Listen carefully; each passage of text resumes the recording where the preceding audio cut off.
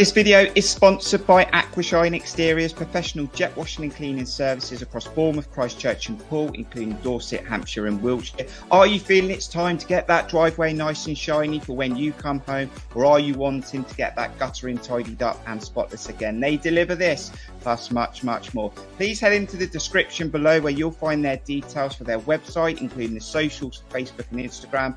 You also need to find their before and after portfolio. You can also call them on 07503 998 088 for a free quotation. Don't wait till next week. Don't think you'll do it another day. Pick up the phone, give them a call, check them out. Hello and welcome to Cherries Red Army, to Bournemouth and Aston Villa fans as we prepare for a big game at Villa Park this weekend. It's your match preview and we want you to get involved, of course, whether you're interactively watching as we're live streaming on YouTube or Twitter, or watching this video back. You know you've got those comments section there to get your thoughts in and tell us about anything you hear on this preview, because we've got the standard content coming your way. We'll look at Aston Villa. We've got an opposition guest. We'll look at Bournemouth. We've got a Cherries Red Army guest. We'll get your match predictions.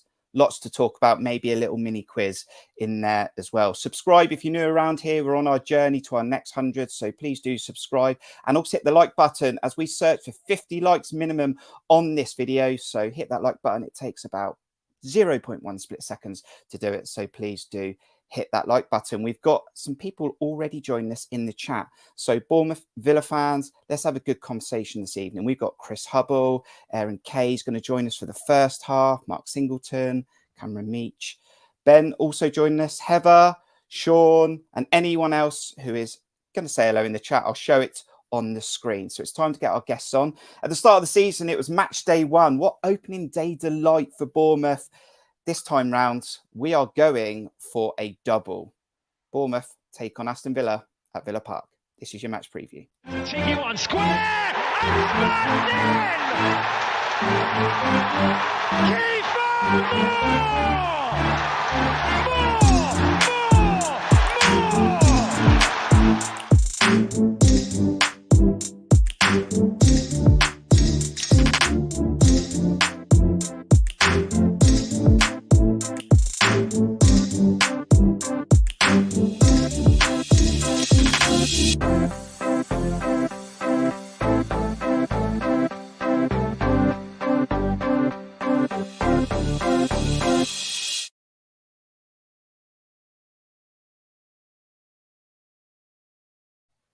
He's back on another match preview. He's going to be a happy Cherries fan from last weekend. It's Matt Davies. How are you doing, mate? Yeah, I'm well, Kirk. Thanks. Yeah, certainly am after last weekend. Unexpectedly happy, to be honest. But yeah, good to be on again. Going to be some good conversations. Our opposition guest, he's a top guy. He's from the Up the Villa podcast, Justin Hawthorne. He came as our first opposition guest at the start of the season. He's back for round two. How you doing, mate? Good evening, lads. How are you? Not too bad, not too bad. How are you? Justin? I'm good, thanks. Ready for this. Up the Villa podcast. Details for them are in the description below. I actually watched their preview last night, Justin. So tell us how your podcast is going before we talk about Aston Villa, the team. Yeah, it's going really well, to be fair. 2.5 seasons now have been going. Built it from nothing, from COVID, really. Came in and me and Luke, I've known Luke a long time, and he decided to set the pod up. Asked me if I'd come on to the first one. I think I've been on ever since, to be fair, so that's how that went. And then Ryan's on as well, and Hannah's joined the crew. It's great. We love doing it. We do loads of content. We do loads of different things, loads of concepts. Luke drives it on forward, and we've got a really nice written website as well, which Ryan and Hannah take care of.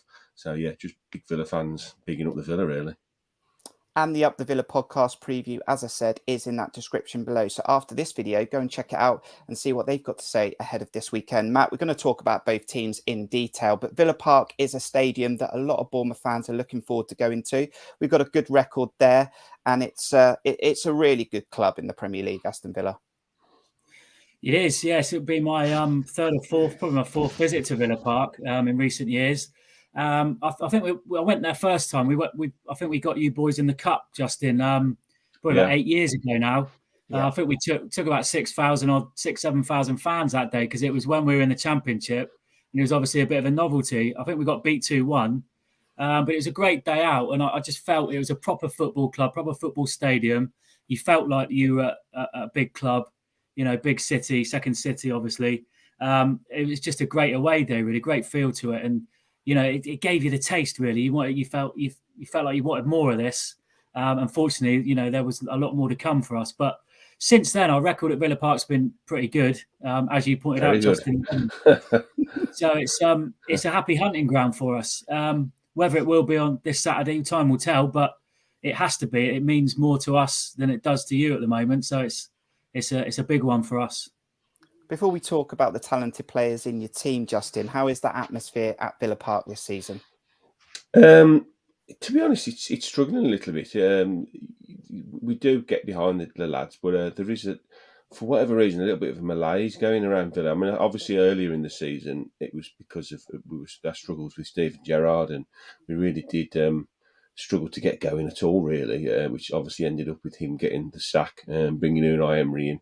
But it's a real conversation point within the fan base, to be honest, how to improve the atmosphere at home games.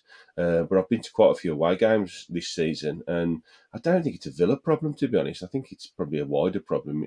Away fans tend to be louder than home fans. That's the general rule of thumb. I know when any away team come to Villa Park, they're always pretty loud and raucous, and they're singing for the whole game. And for whatever reason, you can't replicate that within a home fan base, whether that's just because there's so many home fans. You always get one end which is louder than the other. Holt end's our main stand. And when it gets going, it's great. Under the lights, evening games are better, I think. And when there's something on the game, like Matt just said, when there's something on it, that things do really ramp up. But it's something that we're working on. I think it's pretty good when we score, but that's part of the course everywhere, isn't it? But it's something we'd like to improve, I think, as a whole going forward. Got big development plans coming at Villa over the next 18 months, 2 years. It's going to be a big improvement in the capacity and lots of fan. There's a fan sort of zone coming behind the North Stand as well, which would be really good on a match day. So I think we are trying to do it, and I think the atmosphere will be pretty good on Saturday. It's pretty much sold out every game as well, which helps. But yeah, hopefully it'll be a good atmosphere on Saturday. Interesting to hear, because as Bournemouth fans, we're looking hopefully for a future of a stadium expansion or new stadium under our new ownership as well. So exciting times for both Villa and Bournemouth fans. Last time out, though, in the Premier League, Justin, you were on the road at the amazing Olympic Stadium, West Ham. It was West Ham 1, Aston Villa 1. Ollie Watkins gave you the lead. Ben Rama from the penalty spot. It was a draw, fair draw? I think overall, yes. I went there with Luke from the pod, and it's the first time I've been to the new West Ham Stadium, and I thought it's a really, really nice stadium. I had lots of negativity about the stadium and the atmosphere before the game, but I went there I was going to make my own mind up, and it is a beautiful stadium. You walk in, and when you get in, we got in a bit early, so it was quite empty when we got in. Look round, it's lovely. I mean, you can imagine when the Olympics were there, it was phenomenal. But as a football stadium, it's very, very poor. And I had a lot of West Ham fans messaging me back on Twitter and basically agreeing with everything I said. They have really, really struggled to get any kind of atmosphere going there. I would hate to leave my home, which is Villa Park, which is what they had to do when they decided to leave Upton Park, the bowling ground, to go there. I understand it from a financial point of view, but I think that's totally disregarding the fans' thoughts and views on what you want. You want that walk to your stadium. You want that to see that first vision of it when you walk up the same stairs you've always walked up, into the same seat you've always sat in, and see the same people you've always sat by. That's a match day, isn't it? That's what gets the hairs in the back of your neck, standing up. And I think West Ham have struggled really badly to try and replicate what they had at Upton Park, and it sounds like they're probably not ever going to do that. So it is definitely, if you are trying to redevelop your stadium, I would be very, very careful if they decide to move stadiums to another place. I know that's not always possible. I think I went to Everton as well recently away, and they're obviously building this beautiful new stadium within the city of Liverpool. And again, it's going to be a beautiful stadium. But Everton's one of the best, away grounds to go to, because it's an old-fashioned. It's you're close to the pitch. The atmosphere is pretty good. So I think it's careful what you wish for, really. Yeah, Matt, I really enjoyed Upton Park. We had an opportunity to go there right at the start of our Premier League spell. Didn't like the Olympic Stadium. And if you forget your binoculars, you're in trouble because it is some distance away from the pitch. We were probably all Villa fans a little bit last weekend, hoping they could get a result against West Ham, but it was a draw. But we'll take that because West Ham are right in the thick of it in this relegation scrap with us. Yeah, absolutely. I mean, results have gone for us. Yes, last night, and they 2 big games last night, and they've both gone for us. Didn't feel like they went for us last weekend so much after what we did against Liverpool. We ended up back in the bottom 3 after pulling ourselves out, and you sort of think, nothing's going for us. And prior to that, nothing seemed to be going for us. Last gasp defeats at Arsenal, and that you just sort of get to a point where you think it's just not going to be our season, is it? Nothing's going our way. The results aren't going our way. We've got injuries.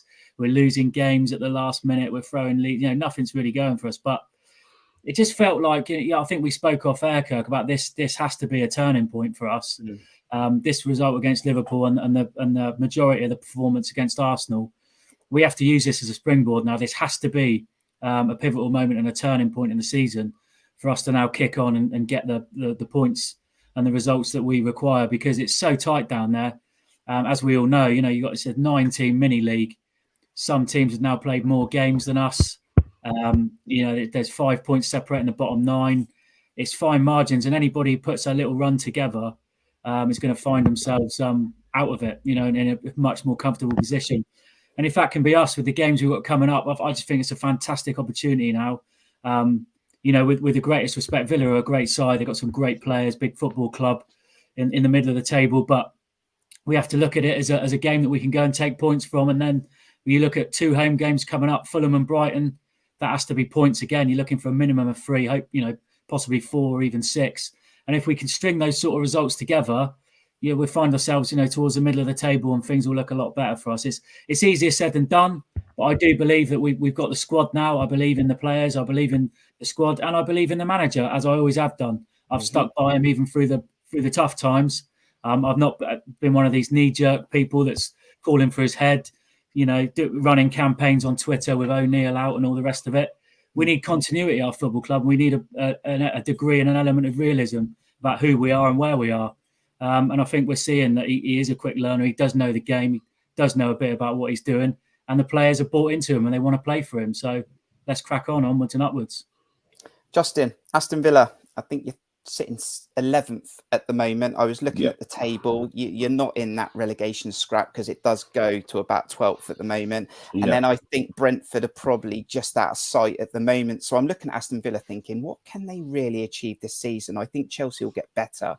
And maybe I think you'll surpass Fulham. So it looks for me like it'll be about 10th. But you mentioned something really important a moment ago. You're really, really confident at the start of the season that this was the time for Gerrard to really push this Aston Villa side where it should be in this English Premier League. Didn't quite happen. You'll see a stat and a screen sort of image in a moment that will show Gerrard's performance against Emery's. Talk to us about splitting those up from the Gerrard moment to where you are now with Emery. I think looking back, that Bournemouth performance at the very start of the season, I looked at it as a real fresh start for us, and I was hoping to go there. We very rarely pick one of the promoted teams to get on the first game of the season in the fixtures, and I thought, right, okay, let's start off flying. Let's beat one of the promoted teams, hopefully. We were awful. We were absolutely dreadful, and I think that's something that really sort of pushed on for the rest of the season. And I think he couldn't really get out of the malaise, to be honest. And ultimately, that's what cost him his job. He just couldn't get any kind of form together, and I think, looking back at it now, he's just, as brutal as it sounds, I don't think he'll ever be a top manager. I really don't. He relies so heavily on his coaches and his assistants to do sort of the day-to-day, coaching at the training ground, and he never really sort of got onto the pitch what he was trying to get across. He spoke a good game, and he said all the right things after a defeat, and it was like very regularly we'd hear the same stuff. We're going to get into him, we're going to get it turned around, we're going to start doing it. And ultimately, as I say, he lost his job, and when the vacancy came available, we wanted a real top manager. we've got up now. We've stabilised. We've got a fantastic ownership of the club now that've got huge aspiration for us, to say, with the stadium expansion coming and the money they've pumped into the players that just hasn't played off up to that point. So when Emery was sort of found out to be the one we were going for, I think we were all over the moon.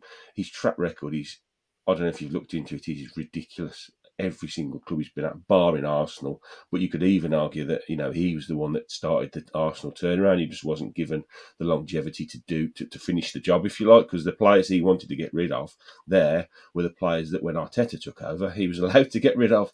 So, a lot of the players he brought in, did start the turnaround. But especially, in Spain, especially, he's done phenomenal. His record in Europe is ridiculous. His record of getting teams into the top half and the top echelons of Spanish football is ridiculous. And I think we just hope that this could be the one for us. And I have to say, I haven't been disappointed so far. He's been an absolute whirlwind and breath of fresh air at Villa Park. The way he embraces the fan base, and he wants us to get involved and get on board with everything. The tactical side of the game is a million times different to Steven Gerrard. I don't think we had tactics under Gerrard. It was, like Sunday morning football, just lump it forward and hope for the best. We've got a defined way of playing. We've got a defined formation, a system. Players that took very little time, to be honest, to get into it, and we're now seeing that the real fruits of his labour coming out. Players like Ollie Watkins absolutely flying. The midfielders are doing well. We've signed Moreno at left back, who's really settled in well. And I think the likes of McGinn and the double pivot with Kamara and Louise are phenomenal, and it's really, really starting to look good. We've got Diego Carlos back from a long-term injury. I think he was injured second game of the season. So yeah, it's night and day, to be honest, from what we had before. We're a different opposition now to what you would have faced at the start of the season. Totally different way of playing. We've been really, really good away from home. At home we've struggled a little bit, but we did play sort of Arsenal and Man City. We got a poor result against Leicester at home as well, where we made a lot of mistakes. We are a possession-based team now. We play out from the back. Some of the fans are struggling a little bit to get on board with it because it can be quite slow at times. I know at West Ham last week, we were basically, Emi Martinez, our World Cup winning goalkeeper, sometimes he just doesn't do anything. He just stands on the ball waiting for the opposition to sort of come to us. We try to bring the opposition on, we try and draw them out, and we try and exploit gaps in behind, and that's the way we play now. And our left back plays basically as a left winger, and Matty Cash then tucks inside as to play as sort of a third centre half and give us outlet. It's sort of an asymmetric 4-4-2, if you like, the way we play. But a lot of the players are really thriving under him, to be honest. And it's a very, very interesting game on Saturday, because obviously Bournemouth bring a whole new, way of playing to us. And like you say, Matt, you need the points. I'm not sure you need the points as much as we do. I know it always sounds daft when you're mid-table, but we have got our eyes set on, hopefully, maybe even a late run into Europe. I've played it down quite a lot, to be honest, this season, because I didn't want to get too ahead of myself. But it's not beyond the realms of possibility. We could still nick into the 7th position. I think we're only sort of 6-7 points behind that, with some half decent fixtures coming up as well. That's going to be quickly the yes or no over the next 4 or 5 games. We'll either really have a push on, or we'll just end up around 9th or 10th. Which at the start of the season under Gerrard, that was my aim. I think finishing anywhere around 8th or 9th. Was an improvement on last year, and that's looking like it's going to be the case. And when you think we've lost a manager in that period as well, then I think that shows how the impact that Emery's had since he's come in. Sounds a bit pragmatic, Matt. I know we've been used to a bit of pragmatic football under a few managers in our history, but Matt, Emery didn't really get the respect at Arsenal, but I do trust Justin. And I do think his record is very, very good. He took Villarreal very, very far into the European competition. And they are a different animal now than they were under Steven Gerrard. And I think you can sometimes get caught up that Steven Gerrard is a Champions League winner, played for England, World Cups, Frank Lampard, the same thing. So they must be good at management. And it clearly is not always the case. But Emery, he has got so much sort of skill and tactical awareness that is going to be key for us on Saturday, to just not overthink it, because we know that we don't want Gary O'Neill to overthink it, but we know that Emery's going to come with a plan on Saturday to get a result at home.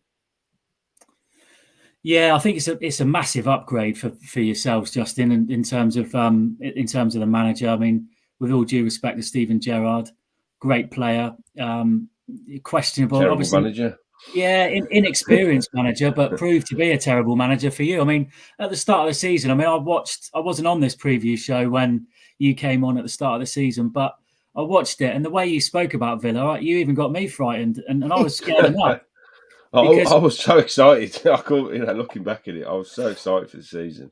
Yeah, I mean, I just thought we were under-equipped, massively under-equipped. I felt, Scott Parker said what he said, and in many ways he was right. We weren't strong enough. We didn't have enough quality. We didn't have the squad to compete really in many ways. And I felt that you could have a tilt. I thought you might go for Europe this year. I felt that early season. I thought you had the players to do it. So I was really, really worried. So the opening day, I was shocked and stunned at the level of performance that Villa put out that day. It was. You were, like you rightly say, Justin, awful. You were terrible. You were awful. Yeah.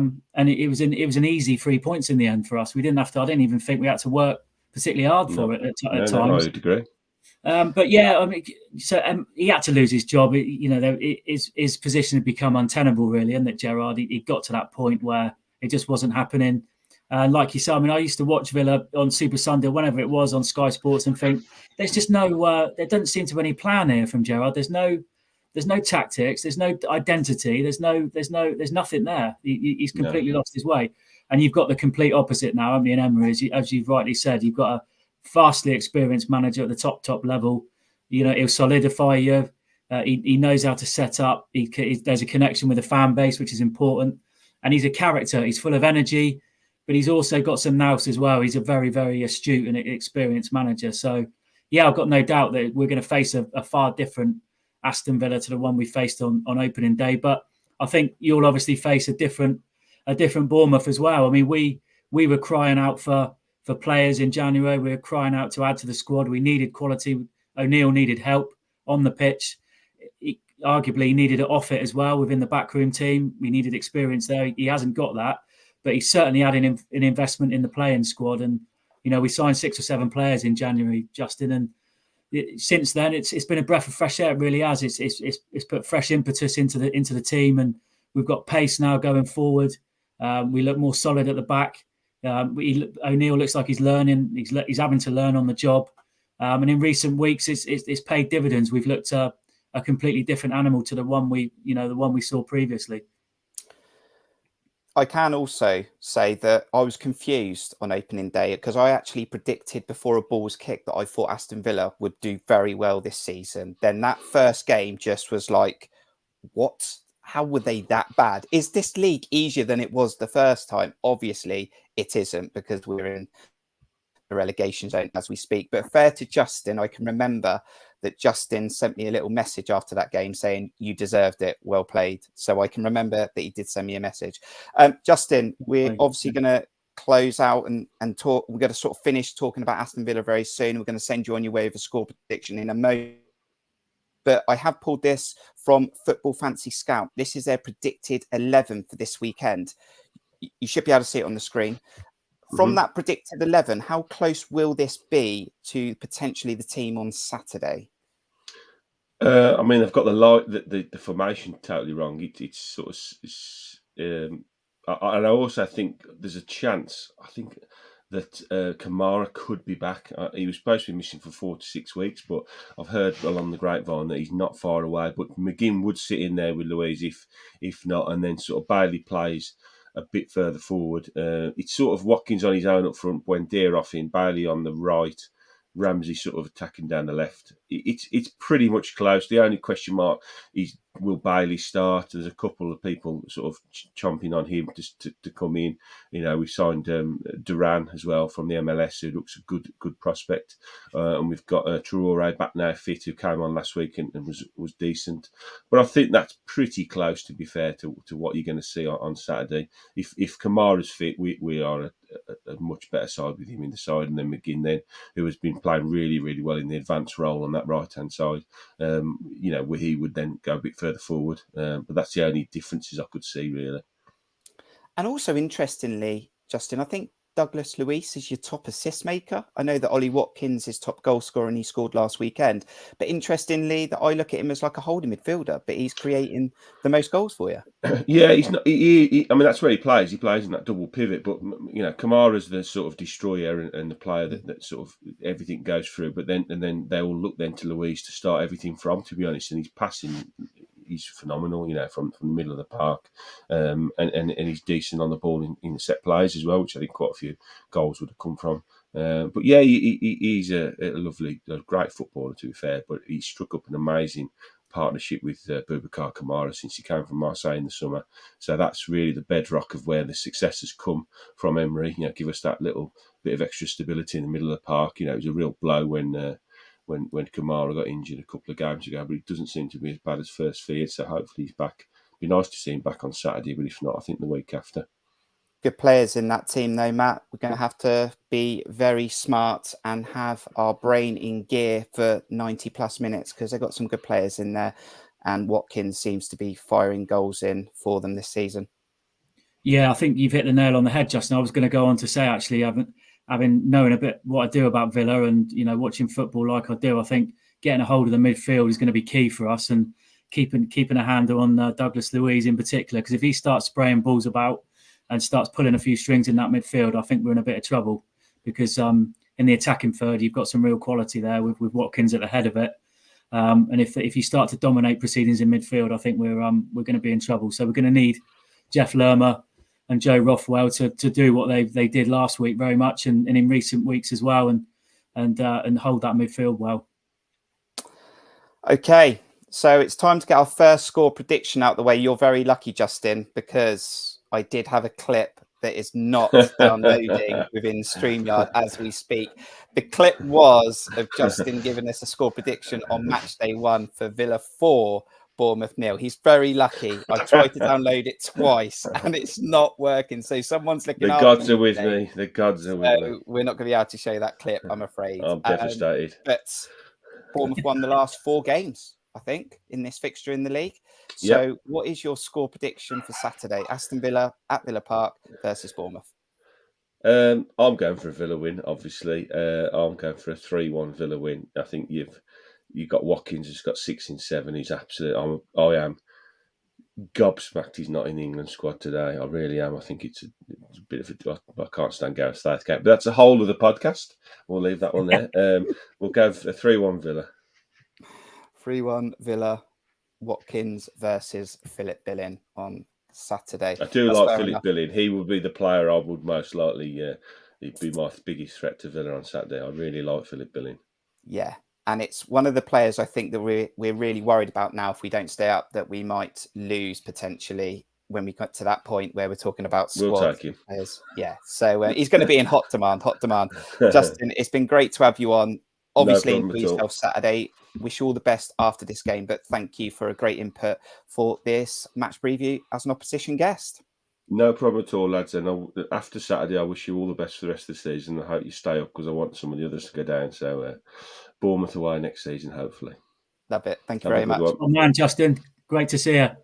See you later, boys. Up the Villa. We are not finished yet, though, because we are going to turn our attentions fully to AFC Bournemouth, Matt. We've got lots to talk about. We need to go back to last Saturday, which was on TV for Bournemouth fans. But before we do that, do make sure you subscribe to the channel and hit that like button for us. I don't know what the like count is, but please do hit the like button. Also, we'll have this opportunity, Matt, to just have a little bit of a game, a little bit of a quiz. I don't want the answers in the chat yet. I don't want your answers either, Matt, but we're going to do a bit of guess the player and you can join along when I ask for the answers in about 20 minutes time. So guess the player on this preview, Matt, and everyone joining us. And if you will join us after this was streamed, you can let us know in the comments if you got it right. The player we're talking about had a goal contribution in the opening day win versus Aston Villa. He's got 11 Premier League games this season so far, 2 Premier League assists this season, and 2 Premier League yellow cards this season. We are talking about an AFC Bournemouth player currently in the squad. Who is it? But don't tell us yet. Have a think about it. No cheating. Matt can't cheat because he's on this screen. Matt, last weekend, Bournemouth went into a game against Liverpool, a team that we've done all right against before at home, but it was off the back of that heartbreak result at the Emirates. We were looking to get some sort of points on the board from those 3 tough games, Manchester City, Arsenal and Liverpool. The day, I think, turned out as good as it could have got. I felt like Gary O'Neill smashed the lineup. I felt like the team smashed the performance. I felt like Gary O'Neill got the substitutions right. And this is all we've ever asked for. For any doubters, anyone that's not been too keen on Gary O'Neill, we've just asked him to simplify it, play to our strengths, and we'll have a good chance in these football matches. It was Bournemouth 1, Liverpool 0. Yeah, what I liked about it last weekend is that we could have, licked our wounds after Arsenal, couldn't we? Come away and thought, oh, it's never going to happen for us. We've got Liverpool next. But what I liked about it give Gary O'Neill credit where credit's due, is he thought, no, do you know what?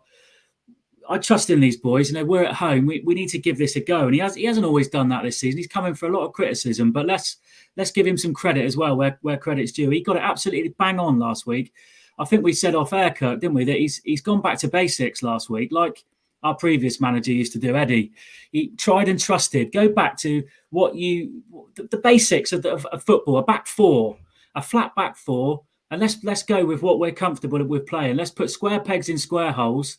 We've got real pace up front. Let's pick our moments. Let's manage the game properly. But let's go back to, let's do the simple things.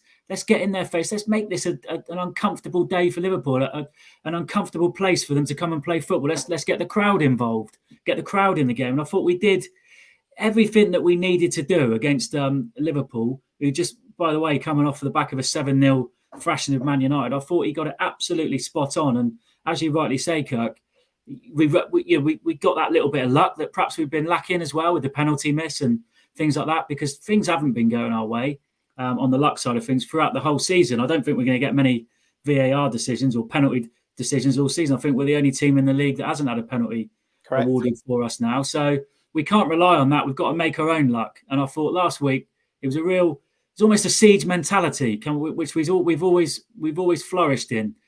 This siege mentality, particularly at home, tight stadium, big teams coming here. Let's create that siege mentality. And I thought we did it last week. So every aspect of what we needed to do and what we needed to be last week, I thought we got it bang on from the players, the fans in the stands, Gary O'Neill, the coaching team. It was brilliant and great to see. So like I've said, I'll repeat it again. We've got to use this as a platform now to kick on and really start getting some points on the board. Totally.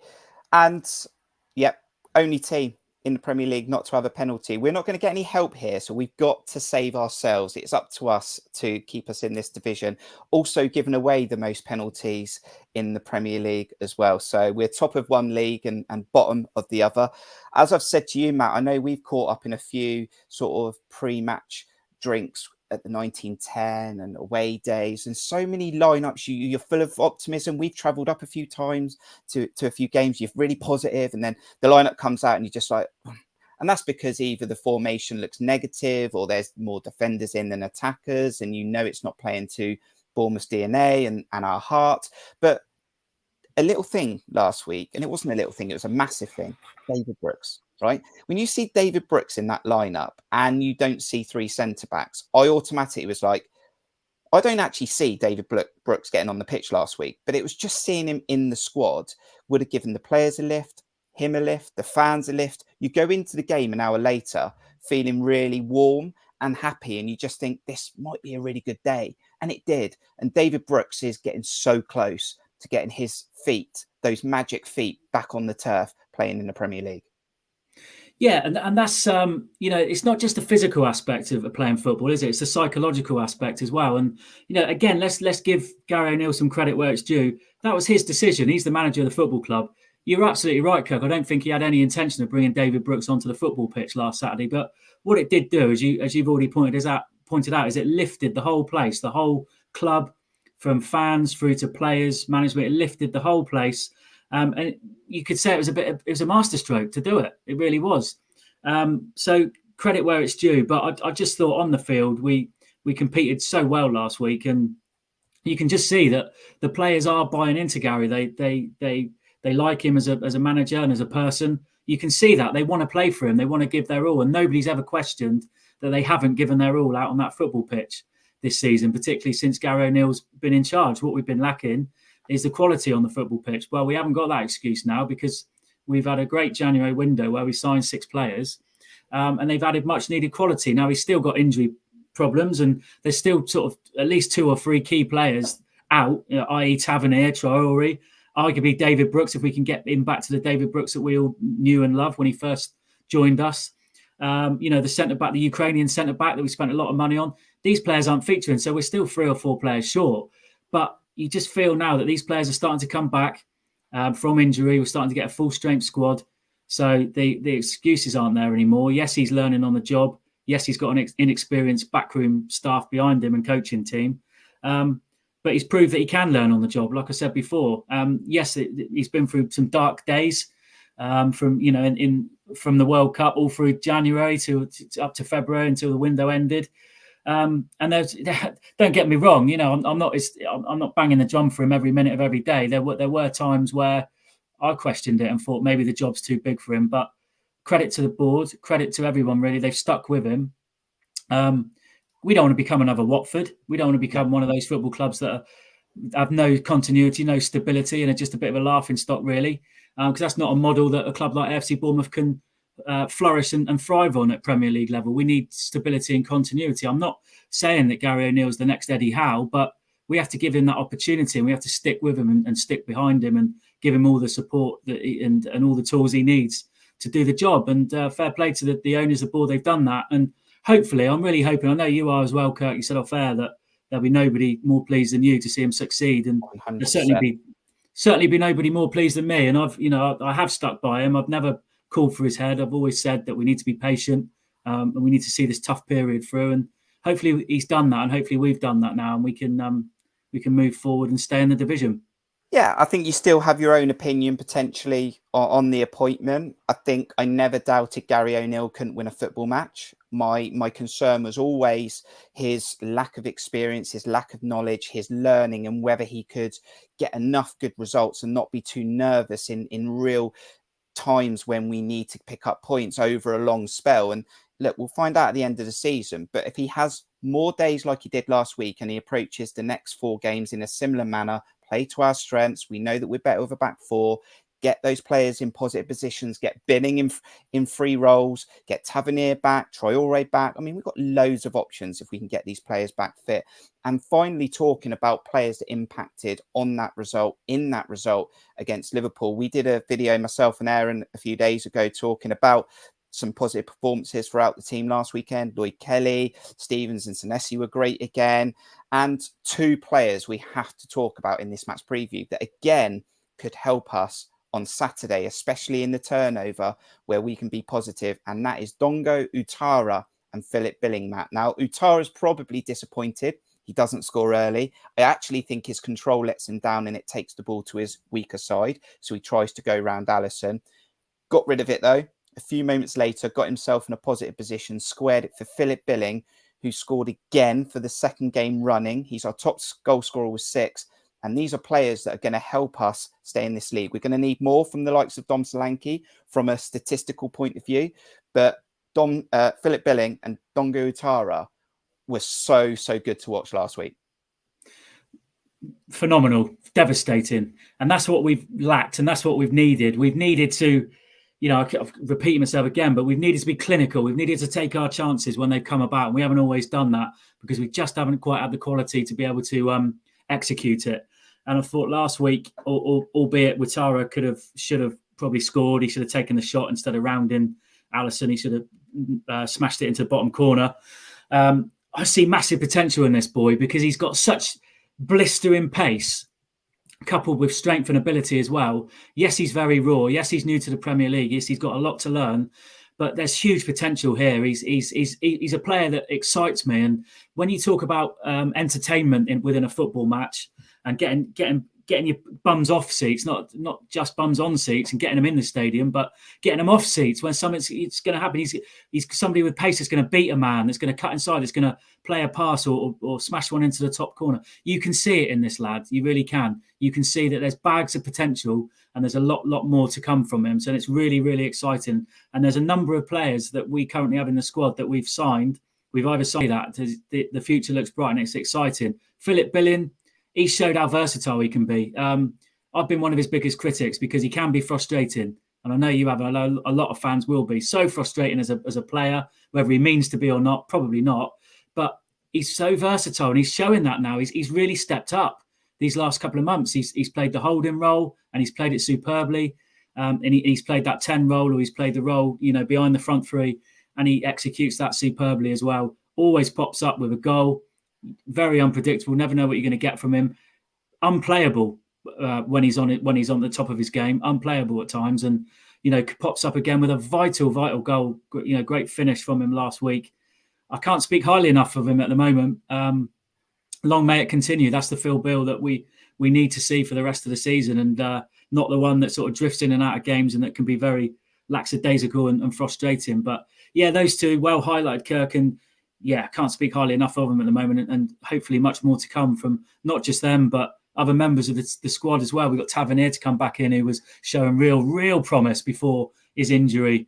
And I've been pleased with so many aspects, Kirk. I was so pleased the second half at Wolves, how we managed the game, the shithousery that was going on, the time, I hate to say it, but the time wasting, the frustration that Wolves fans and players, how we instilled frustration into them and sheer anger. And, that was through our tactics, the way we managed that game second half after going 1-0 up. It was almost like, we've got our goal, we're winning this football match. Don't care what happens. We're throwing bodies on the line. We're going to frustrate you. We'll get bodies back. We'll slow the game down. It was brilliant to see the way we managed that game and won the game second half. So we've showed that we've got all these facets to our game now. We showed another one last week, and hopefully we can bring it all together, because we're going to need every bit of it throughout the rest of the season. So yeah, Philip Billing is performing very well, and lots of clubs are going to be in for Philip Billing if we don't stay in this Premier League. And a shout out as well from Ben, and I know there's a few others in the chat talking about our defence. Nessie and Stevens, fantastic. Ben's mentioned earlier on about keeping Mepham out, and Sabani's yet to come in as well. So, and I'm hearing good things about Sabani. So we have got a really good, strong foundation to build from. And we've got real quality. If we can keep them fit, it's just about keeping them fit. I don't know what it is with us, and I'm sure other clubs have it as well, but it just seems to feel like we just get these really bad injuries that are just like 6, 7, 8 weeks. It's really frustrating, really annoying, but I'm sure we'll figure it out and we'll have a really good go at these last 12 games. So we're going to come round to that guess the player then, Matt, that you've been thinking about. And anyone in the chat, this is your moment to tell us who you think we are talking about. I'll show you now the clues again. So guess the player in this match preview. He had a goal contribution in the opening day win versus Aston Villa. He's got 11 Premier League games under his belt this season, 2 Premier League assists this season, and 2 Premier League cards this season. So who are we talking about? Which Bournemouth player are we talking about? You have got your 1-minute warning to throw in the chat. If you want to get involved, who do you think I am talking about? And Matt, we'll just finish up while those comments are going in there and those guesses are going in there. Some call-ups this week, which is going to show that our squad is clearly getting stronger. Zabani's been called up for Ukraine. Weird hasn't played a game for us yet since we bought him. I think Traore's been called up today. Travers. I think there's probably some call-ups for Wales potentially. I can't keep up with all of them, but we've had 5-6 players, I think, called up, and that's going to show now that we are building a really international squad from here on in. Yeah, it does. I think the last 2 windows have been good ones. The board and the club have come in for some criticism, the likes of Richard Hughes and Neil Blake in the past about our recruitment policy. Some of it was from myself. I thought it was a bit of a scattergun approach last season. We sort of panic bought a few players to make sure we got promotion from the Championship, but those players were Championship players, so there wasn't really an eye on the future. It was panic buying just to make sure we got the job done. And I get why now, because Deming obviously wanted to sell the club, but he could only really sell it if we were in the Premier League. So it was Premier League or bust. But I think the strategy and the approach has been far better, both in the summer window and in the January window. And when you look at the type of players that we're targeting and the type of players that we've brought in, they're a lot of them are all sort of young players with massive potential for the future that we've got on long contracts. So it's exciting times. But we've also blended that with some experience as well. The likes of Neto coming in, who I think has been an absolute revelation. And again, there was a bit of doubt him coming in because Travers had done phenomenally for us. And you were thinking, why are we signing a Barcelona keeper who's going to be on phenomenal wages to sit on the bench? But that's proved me wrong because he showed authority, showed a calmness, experience. He commands his area superbly. Great goalkeeper with Matt. He wouldn't have been at Barcelona if he was a mug, but he's really been a masterstroke. So it's been a real blend and a mix, and we have got some quality within the football squad now, and it does look like more of a Premier League football squad. Whereas before the January window opened up, it was very much a championship. Even at Brentford away, I remember thinking this is a championship squad trying to compete at Premier League level, and it's just not happening. Whereas you certainly can't say that now, and there's so much more to come from these players. Right, Matt. Have you got a player in mind for guess a player? There's a couple of guesses in the chat. Have you got someone in mind? Well, I'm thinking if he got an assist, you said he got an assist at home to Villa. You got a goal contribution. Oh, contribution, yeah. And I'm thinking... I'm trying to be a little bit sly here, but a goal contribution does include an assist. Yeah, and so I'm racking my brains and thinking, what was the team against Villa? So I think I've got it. So we played Pearson that day. We played Tavernier. We played Lerma in the back three. So we had like a back three, didn't we? Which I think would have been Kelly and Metham, if I'm not mistaken. Mm-hmm. And I think we probably obviously played wing backs. Can't remember if it's Fredericks or Smith and Zamira. Do you know what? I'm going to go with Marcus Tavernier. Marcus Tavernier. Now, Heather, I think, missed the question, but she might have caught up. She's gone for Kiefer Moore.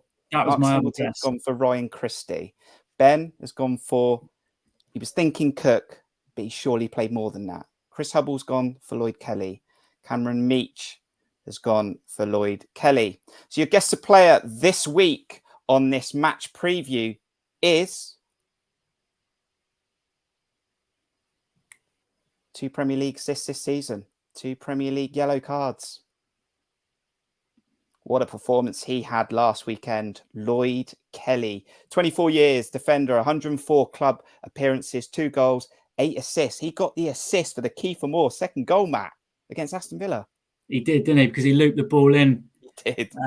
From the I think it's the right hand side of the box. Yeah, do you know what? When I said Tavernier, I thought he's probably got more than 2 assists this year, so I wasn't sure. I thought about Kiefer Moore, but he scored, didn't he, against Villa? Lloyd Kelly is a great shout. That probably not one I would have automatically sprung to mind. To be fair, so yeah.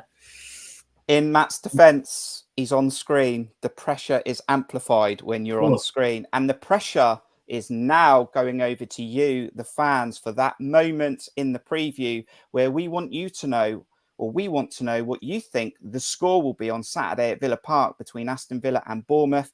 This is your 1-minute warning. Go and get those pre-score match predictions in there now, and we'll look at the rest of the Premier League this weekend.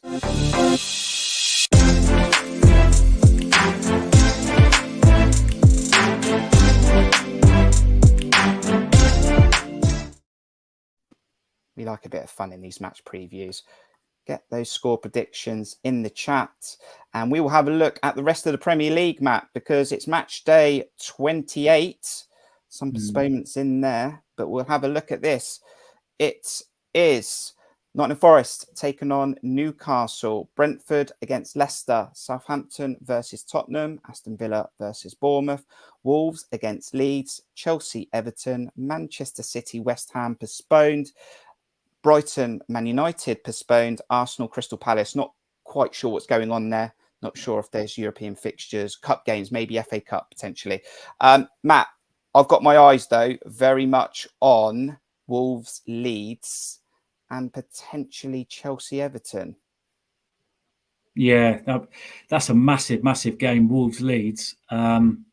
Huge. I just think the game Friday night is big as well, Forest, Newcastle, because I think Forest are are firmly in a bit of trouble at the moment. They are in this. Yeah, massively. And I think if they get beat Friday night home to Newcastle, I think they're in big trouble. And I think they're certainly catchable as far as we're concerned, and some. I think if we can, get a result of Villa, we go above them, don't we? So that's a big game. But there's some huge games there. Chelsea Everton's big. Chelsea come into some form finally. Arsenal Palace. I mean, if that's on Sunday, I think. Yeah. That is, I mean, Palace, last time that Palace won was against us. But that was New Year's Eve. They haven't won since. No. They haven't won at home since before that. They're not scoring goals. I watch Soccer Saturday every Saturday, and Clinton Morrison saying Palace will be fine. They're not in it. I think they'll be all right. They are in it, but I'm not so sure.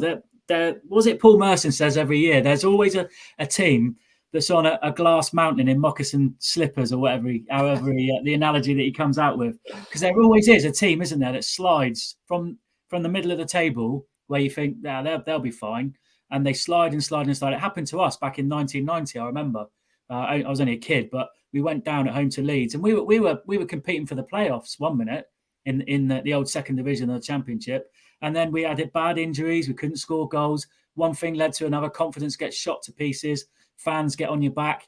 All these things conspire against you, and you end up getting relegated. And there always seems to be a lot of the time a team like that, and you just wonder, don't you? I mean, I've got a few friends that are Palace fans, and they're worried. They're seriously worried because they're just not scoring goals. The jury's out on Vieira. When you look at their squad and you think should be strong enough, but yeah, they're a worry. So it's really a mini league of 9 teams now, isn't it? Some have played more games than others now. There's 5 points in it between bottom and 12th or whatever it is, and we're in the midst of it. So it's going to be, I would say, exciting, but interesting. Nerve-wracking is probably the 2 words I'd use. 44 currently watching us on YouTube. Do open up that chat and tell us what you think the score will be. We've got a few in there already, but I'm sure there's more of you that want to tell us what the score will be. When we're talking about some of those teams as well, Matt, Southampton lost last night again. I mean, they're in a right mess with their fan base. I mean, I'm scanning it, enjoying it on, hot chocolate on the sofa. Southampton dropping points. We're on a bit of a winner at the moment and a bit of a high from the weekend. And yeah, I think they're going. I think Southampton are going. I predicted Leeds at the start of the season before a ball was kicked that I thought they'd be going with Jesse Marsh, especially as their head coach. And then I think it's us from like 4 or 5, 6 teams. There's always the clubs that generally the teams that generally go down are the teams that just cannot put the ball in the back of the net. And I was watching Sky Sports News last night, and Michael Dawson was commentating the Southampton Brentford game, and he was saying Saints have had all the game, all the possession, can't find the back of the net, don't look like they're going to score for love nor money. And then at the other end, invariably you're going to get punished for a team that have got that quality in the final third and can stick the ball away. The same can be said for Leeds as well.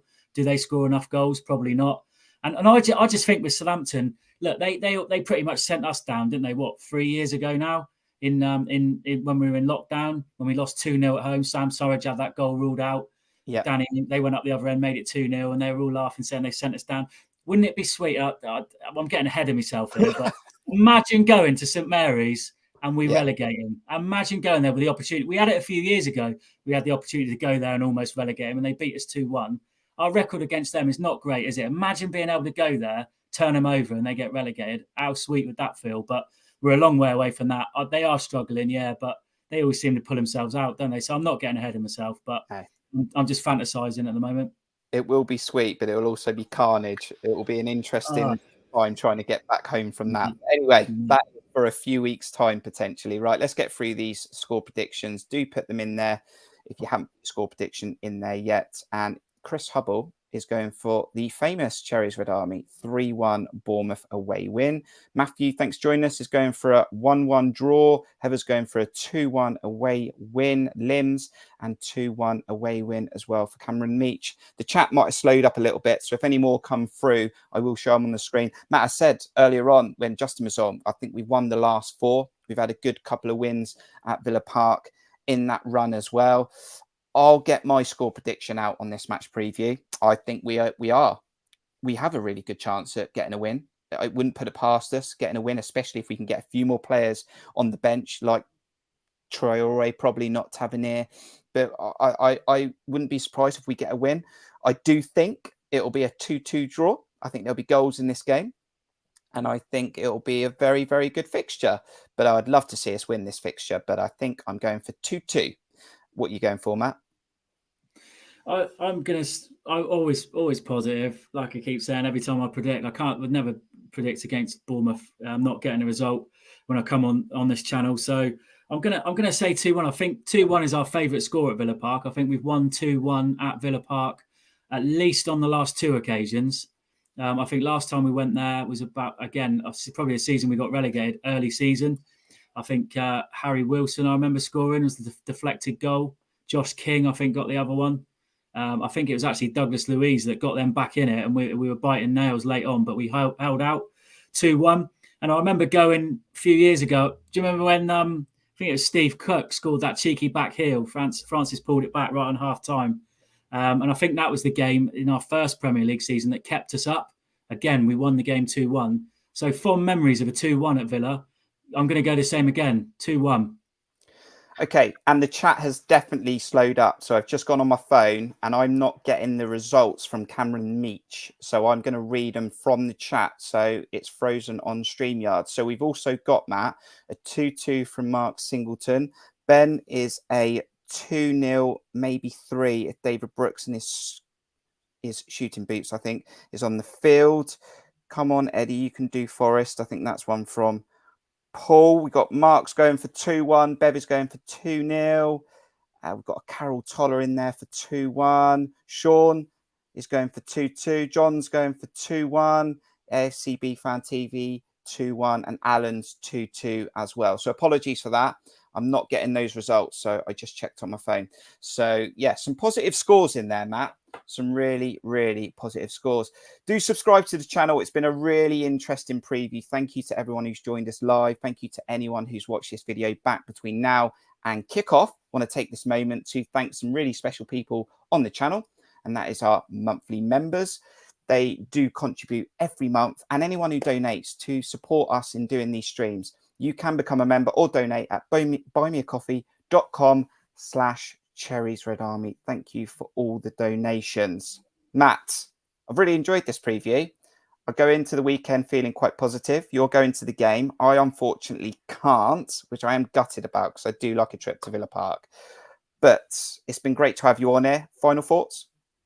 Yeah, always a pleasure, Kurt. Really enjoyed it. Great to have the Villa insight as well from Justin. That was good as well. Love having the chat and the debate.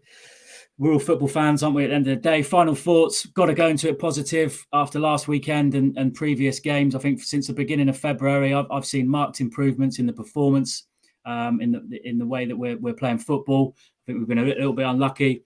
Got a little bit of luck and got a turning point last weekend. Let's capitalise on it. Let's go with confidence. No doubt it'll be a tough game. No doubt every game in this Premier League is for us. Let's get real. Let's have it right.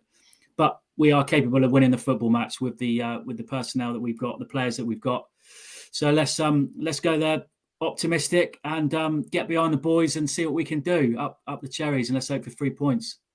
Thank you, Matt. Thank you to any fans that put a thank you in the chat from here on in as we close out, because I can't see any chat comments. They've all stopped. They've all frozen. So thank you to anyone who says thank you and who has enjoyed this match preview for joining us on this YouTube. And as I said, if you're watching this video back and you couldn't join us live, just throw those comments in, especially the scores. I want to read every single one. Thank you if you're an Aston Villa fan for checking out this preview. Really appreciate it. Good luck after Saturday for the rest of the season. And thank you to Justin.